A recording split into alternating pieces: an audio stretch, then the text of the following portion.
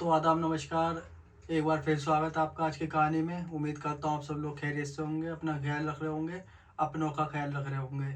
कभी कभी ऐसी चीज़ें होती हैं इस दुनिया में जिन पे यकीन करना बेहद मुश्किल हो जाता है। और लगभग आज से करीब 70 साल पहले, मतलब 17 ईयर्स बैक, एक 70 साल पहले एक ऐसे ही हादसा होता है। एक ऐसा रहस्य जिसे आज भी सुलझाया नहीं जा सका। बात जुलाई 1954 की है। 1954 में, और ये कहानी जापान के टोक्यो एयरपोर्ट से आई हुई है। जो टोक्यो का एयरपोर्ट है उसका पहला नाम हेरेडा था। वहाँ की कहानी है। दोपहर 12:30 बजे यूरोप की एक फ़्लाइट आती है टोक्यो के एयरपोर्ट पर। फ़्लाइट लैंड करती है, पैसेंजर एक एक करके उतरना शुरू करते हैं। पैसेंजर की सारी तलाशी ली जाती है, डॉक्यूमेंट वीज़ा वगैरह सब उनका चेक किया जाता है, क्योंकि वो एक इंटरनेशनल फ़्लाइट थी। तो एक एक कर सबकी जांच की गई। तभी उसमें एक शख्स ऐसा होता है कि जो एयरपोर्ट के मेंबर होते हैं, जो वहाँ के कर्मचारी होते हैं, ऑफिशियल लोग होते हैं, तो इमिग्रेशन काउंटर पर एक शख्स का जब पासपोर्ट हाथ में लेते हैं तो वो चौंक जाते हैं। उसकी ड्यूटी काफ़ी टाइम से थी एयरपोर्ट पे, और ने डेली सैकड़ों मुसाफिरों के पासपोर्ट देखे थे, वीज़े देखे थे, और बहुत से मुसाफिरों को देखा था। अपने काम में वो माहिर भी था। लेकिन उस पासपोर्ट को देख के वो उस दिन चौंक जाता है। उसने ऐसा पासपोर्ट इससे पहले कभी नहीं देखा। उसने पासपोर्ट को खोला, सब कुछ देखता है तो वो और चौंक जाता है। उस पासपोर्ट में जिस देश का नाम था उस देश के बारे में उन्होंने कभी सुना ही नहीं था। अब ऐसा नहीं है कि जिस देश का नाम हमने सुना ना हो उस देश को एग्जिट ही नहीं करता हो। दुनिया में ऐसा भी नहीं है। दुनिया में 195 प्लस करीब देश है जिनके हम सभी देशों के नाम हमें खुद नहीं पता। तो उसे लगा कि हो सकता है मैं किसी देश का नाम, इस ऐसे देश का नाम नहीं जानता हूँ। उस जो पासपोर्ट में देश का नाम लिखा हुआ था वो लिखा हुआ था टोरेंट। तो जो इमिग्रेशन काउंटर पे अफसर था वो चौंका, और फिर वो सोचता है कि हो सकता है मुझे जानकारी नहीं हो, तो उसने फिर वर्ल्ड मैप उठाता है। वर्ल्ड मैप उठाने के बाद वो सारी चीज़ें देखता है, सारे नाम देखता है, लेकिन पूरा वर्ल्ड मैप छान मारता है, लेकिन उस टोरेंट नाम का कोई देश उसे दिखाई नहीं देता है। फिर वो उस शख्स से पूछता है कि आप कहाँ से आए। तो उसमें जवाब दे कि मैं टोरेंट से आया हूँ। तो कर्मचारी कहता है कि ऐसा कोई देश तो मैप पे एग्जिट ही नहीं करता। तो वो शख्स कहता है कि मुझे नहीं मालूम, मैं तो वहीं से आया हूँ, और ये मेरा पासपोर्ट है, वीजा है। और कहता है कि मैं तो इससे पहले यूरोप के कई देशों को घूम के आया हूँ। जब अधिकारी उसके पासपोर्ट को देखता है तो उस पर बाकी में अलग अलग देश के वीज़ा लगे होते हैं, और इमिग्रेशन भी होती है, आने और जाने की जो मोहर लगी होती है वो भी थी। और वो सारी रियल और ओरिजिनल थी, और जो वीज़ा थी वो भी ओरिजिनल थी। लेकिन ये सारी चीज़ें देखने के बाद उस अधिकारी के मन में ये था कि उसने इस देश का कभी नाम तो सुना नहीं है, और सुना नहीं है तो क्यों नहीं सुना।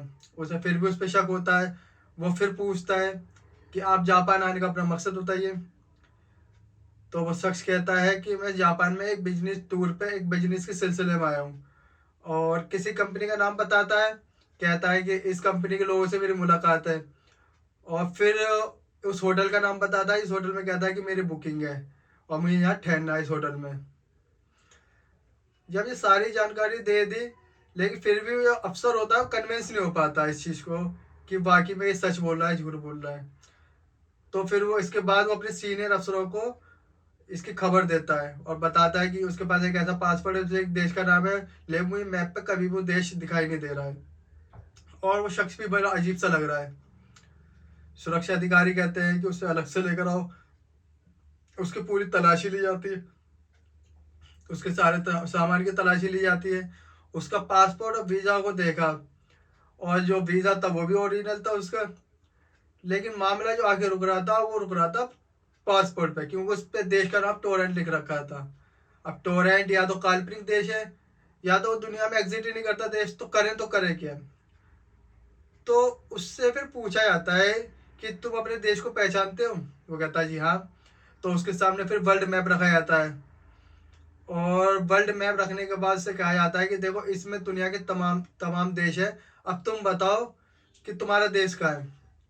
तो वो नक्शा देखता है, कुछ ही पलों के अंदर वो एक जगह उंगली रखता है, और जिस जगह उंगली रखता है वहां पर एक देश होता है जिसका नाम होता है फिलहाल मौजूदा वक्त में अंडोरा। तो अफसर उससे कहते हैं कि ये तो अंडोरा है।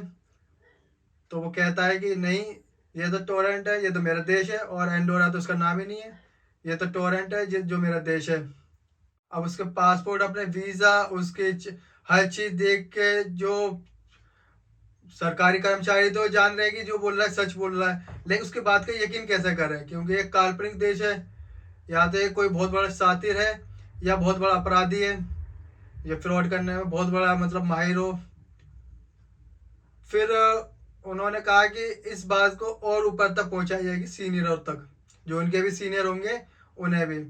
तो जब तक क्या ये कहा गया कि इसके ऊपर डाउट था, इसलिए इसे एयरपोर्ट के करीब एक एयरपोर्ट अथॉरिटी के होटल में ले जाया गया, और उससे कहा गया कि जब तक आपका क्लियरेंस ना हो जाए, जब तक आपके देश की सच्चाई सामने ना आए, आप इसी होटल के अंदर रहेंगे और आप यहाँ से बाहर नहीं निकलेंगे। और वहाँ कुछ सुरक्षा अधिकारियों को भी तैनात कर दिया गया था। इस दौरान में अथॉरिटी ने एक और जांच की। उन्होंने कहा कि इसने बताया कि जापान में एक व्यापार के सिलसिले में आया हूँ, एक बिजनेस के सिलसिले में आया हूँ, और फलाने होटल में मेरे रुका हुआ हूँ, वहाँ पर मेरा चेकिंग कर रखी है। जब उस कंपनी में पता करा गया कि इस शख्स का क्या नाम है, तुम्हारे साथ कोई कांटेक्ट है या फिर इस शख्स के साथ तुम्हारी कोई बिजनेस मीटिंग है, तो साफ मना कर देता है कि नहीं, ऐसा कुछ नहीं, हमारे इस शख्स के साथ कोई बिजनेस मीटिंग नहीं है। फिर वो उस होटल तक जाते हैं जिस होटल को उन्होंने बताया था, तो वो बताते हैं कि इस होटल में भी इस नाम की कोई चेकिंग नहीं है। तो अब कर्मचारियों को और डाउट होता है, जो एयरपोर्ट कर्मचारी होता है उन्हें और डाउट होता है, तो उसे ले आके हॉस्टल में रख दिया जाता है।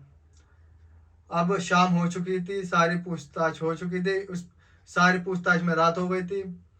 अब उसे होटल में खाना दिया जाता है रात का, और होटल के चारों तरफ काफी सुरक्षा की तैनातगी हुई थी, बाहर दरवाजे पे भी काफी सुरक्षा थी।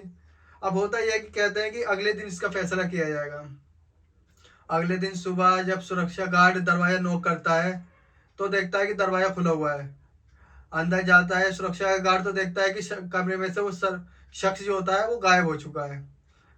अब बड़ी हैरानी वाली बात है, क्योंकि पूरे कमरे से बाहर निकलने का कोई रास्ता नहीं था सिवाय मेन गेट पे। अब मेन गेट जो होता है उस पर पुलिस वाले खड़े होते हैं, और उसका बॉक्स बैग होता है वो भी गायब, उसके कपड़े भी गायब, वो खुद भी गायब। अब ये खबर जब एयरपोर्ट अथॉरिटी के पास पहुंचती है, तो वो भी बड़े हैरान होते हैं। अब उसके सामान की तलाशी लेने की दोबारा लेते हैं उसके सामान की तलाशी, उसके पिज्जा, पासपोर्ट वगैरह उसका रखते हैं।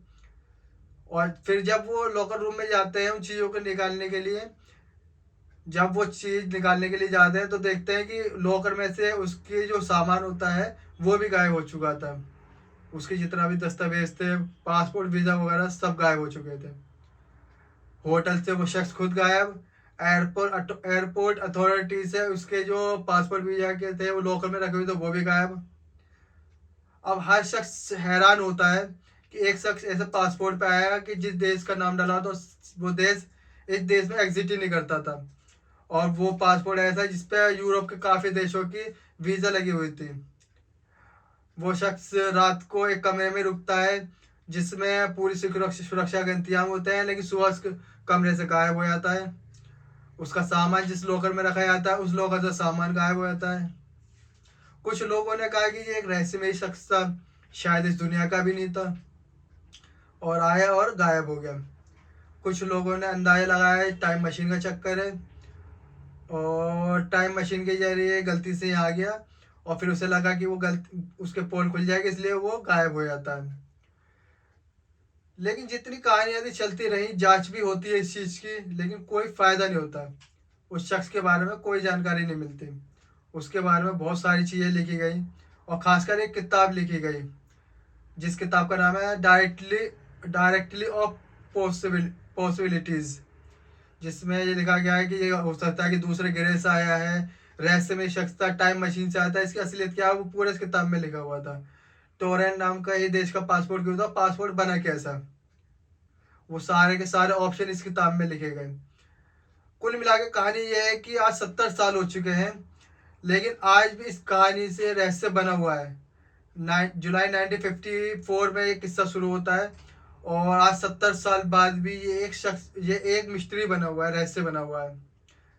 आज की कहानी में इतना ही। उम्मीद करता हूँ आप लोगों को कहानी पसंद आई होगी। अगर कहानी पसंद आई हो तो वीडियो लाइक करें, चैनल सब्सक्राइब करें, और ऐसी कहानी सुनने के लिए वो ये कमेंट बॉक्स में बता सकते हैं। अब मिलते हैं अगली कहानी में, जब तक के लिए धन्यवाद।